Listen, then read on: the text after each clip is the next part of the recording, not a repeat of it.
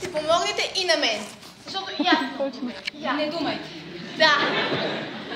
Искам мъж. Това ли ви е проблема? Това е решението на всички проблеми. И аз как да ви помогна? Проблема е в друг. Проблема е, че много гледам сериали. Гадки проблема. Ами да.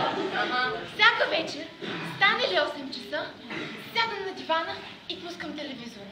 И гледам там едни красиви мъже, едни високи страсти, едни възвишени принци. И аз не мога да откъсна очи от тях.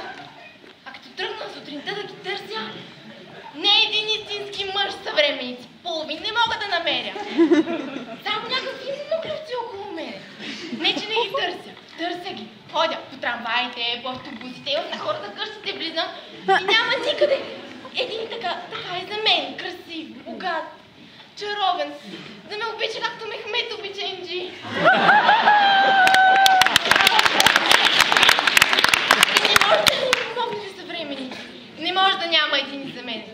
Та, нали турските сериали са отражение на действителността? О, да. Моля ви, разбих се живота. Стара мал станах. Вижте му какво се прилича. Госпожо, Не може да няма един за мен. госпожо, той ви чака отзад, за това не сте го открили. Елате да ви заведа. Къде е? Отзад за сцената, елате. Елате да ви го покажа. Богат.